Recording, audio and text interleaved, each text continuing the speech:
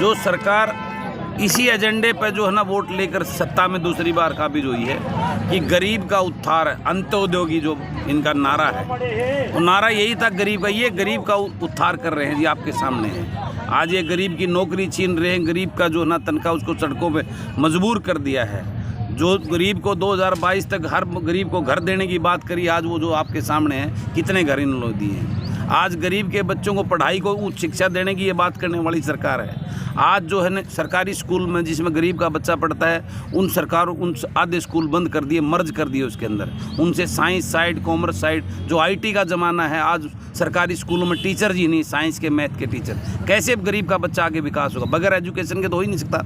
इससे सरकार की मंशा ये होती है कि गरीब को जो है ना वहीं मजदूर का मजदूर रखना चाहती है, उनके बच्चों को, भविष्य को, सिर्फ अपना वोट बैंक, उनको जीने के लिए जो ना ये राशन, ये रोटी मिलती रहे और ये जीते रहे और अपनी इनकी वोट देते हैं। इस मंशा के साथ में सरकार की नीतियां लागू कर रही हैं। ये बहुत बड़ा दुर्भाग्य है। आज ये कोई राजनीति के लिए नहीं, कुर्सी लेने के लिए, मंत्री बनने के लिए सड़कों में नहीं बैठे। आज पूरे प्रदेश के अंदर सफाई कर्मचारी आज सड़कों में बैठा है। ये अपने पेट के लिए बैठा है, अपने बच्चों के भविष्य के लिए बैठा हुआ है। ये इस सरकार की कथनी का है, इससे बड़ा दुर्भाग्य नहीं। और आने वाला समय इस अहंकारी सरकार को ये गरीब जो है ना वोट की चोट पर, डंके की चोट पर चोट मार के इनको जवाब देने का काम करेगा। पिछले दिनों एक बड़ा प्रोग्राम हुआ था, उसके अंदर प्रधानमंत्री जी मोदी जी ने पैर धोगे पानी पिए थे, तो क्या उसको दिखावा कहीं है, सच में हमदर्दी है? सर, ये आपके सामने है ना। मैं माननीय प्रधानमंत्री जी को अरदास निवेदन करता हूँ हाथ जोड़ के, या तो उन तक ये बातें ये पहुँचने नहीं देते हैं नीचे वाले लोग, ये तंत्र, ये सच्चाई ये है जो आपके सामने है। ये इन गरीब को इनका हक मिल जाए, उससे बड़ा पैर धोने की इनको ज़रूरत नहीं है कि इनके कोई पैर धोए। ये तो चाहते हैं इनको हक मिले, इनके बच्चों का भविष्य सुनिश्चित हो। यही इनकी मांग है, यही इनकी सोच है। इनके बच्चे इनकी तरह जो है ना वही मजदूरी और झाड़ू सफाई पे ना लेके इनके बच्चे भी अफसर बने और आगे निकलें। ये इनकी सोच है और उसी उम्मीद के साथ में ये लोग जीते हैं। तो ये इस चीज़ को पूरा कर दें, वही इनके लिए तो जो बहुत बड़ा पर्व, और वो प्रधानमंत्री के लिए जो है ना ये दुआएं देंगे, आशीष देंगे वो के लिए। मुख्यमंत्री जी से जब ठेकेदार को ये लगाए ना, डायरेक्ट भर्ती करें, सरकार ने करनी होती है। कैसी बातें कर रहे हैं माननीय मुख्यमंत्री जी, जो ये एम्प्लॉयमेंट करें ना, एम्प्लॉयमेंट करके इनको रेगुलर भर्ती करके इनको पक्की नौकरियां दें। ये तो खुश होंगे, उनका आभार व्यक्त करेंगे। ये ठेकेदारी प्रथा लाई कौन है? ये प्राइवेट सेक्टर जो ठेकेदारी प्रथा लागू की इसी सरकार ने तो की है, माननीय मुख्यमंत्री जी ने तो लागू की है। आज हर सेक्टर के अंदर निजीकरण करके प्राइवेट ठेकेदारी प्रथा ला के इन्होंने जो काम किया है वो इन्हीं का तो किया हुआ नतीजा है। उसमें ये कहने कौन सी बात है? तो ये कोई आज जो एम्प्लॉई हैं, ठेकेदारी प्रथा दी है, ठेका दिया है, तो ठेके की तनख्वाह सैलरी तो उसने सरकार ने देनी है उस ठेकेदार को। वो ठेकेदार टाइम पे इनकी सैलरी नहीं दे रहे, इनका बोनस दे रहे, उसकी कमी किसकी है? सरकार के तोपा हुआ वो चीज़ें इन्होंने थोड़ा ना ठेकेदार पैदा किया है। इन्होंने ठेकेदार थोड़ा बनाएगा, हम ठेकेदार के तहत काम करें। ये सरकार के तहत काम करे तो उसमें कोई कमी है? ये गरीब परेशान है, इनको तनख्वाह नहीं मिल रही, इनको बोनस नहीं मिल रहा है, इनको टाइम पे वो नहीं मिल रहा, उसकी जिम्मेवारी, उसका दायित्व तो सरकार की जिम्मेवारी बनती है ना। उसकी रिस्पॉन्सिबिलिटी गवर्नमेंट की होती है, वो उसको पूर्ण करे।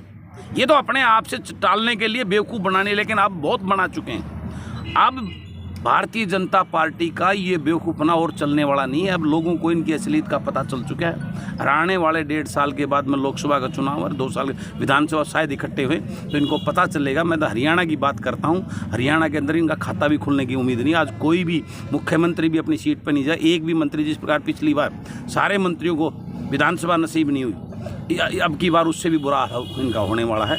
ये जो है ना 2 का आंकड़ा पार नहीं कर पाएंगे। ये 5-7 सीटें मुश्किल से हरियाणा प्रदेश में बीजेपी की आएंगी। 105 करोड़ रुपए की लागत से हरियाणा सरकार द्वारा हेलीकॉप्टर खरीदने की सूचना है। वैसे कह रहे हैं कि भी हमारा खजाना खाली है, तो क्या कहेंगे आप? ऐसे ले रहे हैं क्या?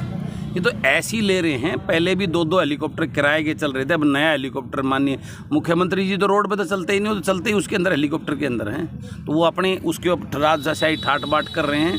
ये जो है ना गरीब मरे चाहे जिए चाहे इनके उसका ये उनकी कारण, ये उनकी सच्चाई है। जो बात ये करते थे कि हम तो जो है ना बिल्कुल आम उसके सामाजिक उसमें रहते हैं, वो ठाट नहीं करते। इन्होंने तो सारी हदें पार करके आज जो है जिस प्रकार का इनकी लिविंग स्टाइल है, वो तो एक राजा से कम नहीं है, राजा से भी ज़्यादा उस स्टाइल में जीते हैं। वो सच्चाई इनको जो नहीं, इस गरीब किसान में इसकी सफाई कर्मचारी की तनख्वाह की चिंता नहीं है। मुख्यमंत्री जी को तो हेलीकॉप्टर चाहिए नया, जो है ना सेफ हो, उनको वो घुमा के उनकी यात्राएं हर रोज़ चलती रहें। तो इसके लिए उन्होंने 105 करोड़ का हेलीकॉप्टर का ऑर्डर दे दिया है, वो बहुत जल्द से उनकी सेवा में उनकी हाजिर हो जाएगा। ये मरते हैं तो मरते रहें, इनकी चिंता कहाँ है। 9 दिन बीत चुके विधायक जी, यहाँ के सांसद हैं रामचंद्र जांग। वो झूठिस्तान जो पार्टी, जुमलेबाज जो पार्टी, उस पार्टी के अंग हैं वो, और वो खुद भी इसी प्रकार का काम करते रहेंगे तो वो आगे क्या जवाब देंगे। वो बहुत झूठ बोल चुके हैं, इनको बहुत बड़े सपने पहले दिखा चुके हैं। अब इनके सामना कैसे कर पाएंगे इस गरीब का? जो मकान देने की बात थी, जो इनके बच्चों को पढ़ाने की बात थी, जो इनको रोजगार देने की बात थी, हर घर में बेरोजगार जो गरीब के अंदर हर घर में एक पक्का सरकारी नौकरी देने का वादा मुख्यमंत्री जी ने, भारतीय जनता पार्टी के नेताओं ने किया था। वो क्या जवाब देंगे इनको, ये पूछेंगे तो? आज किस हाल में बेहाल में बैठे हैं, इनके मकान भी बन गए, इनके बच्चों को नौकरियां भी, अफसर भी बना दिए सब। वो धन्यवाद लेने आए तो सही इनके पास, ये देंगे उनको, उनका स्वागत करेंगे माला देकर। तो उनको असलियत का पता, झूठ की काट की हंडी बार बार नहीं चढ़ती, 2 बार चढ़ चुकी है। अब जो है इनको असलियत धरातल पे लाके दिखाने का काम करेंगे जनता, प्रदेश की जनता, ये गरीब आदमी। आज प्रदेश का हर वर्ग त्रास्त और निराश और परेशान और बुरी हालत में जी रहा है। वो सब मौका चाह रहे हैं, क्योंकि गरीब लड़ाई तो नहीं लड़ सकता, वो तो उसके पास तो एक हथियार है वोट का।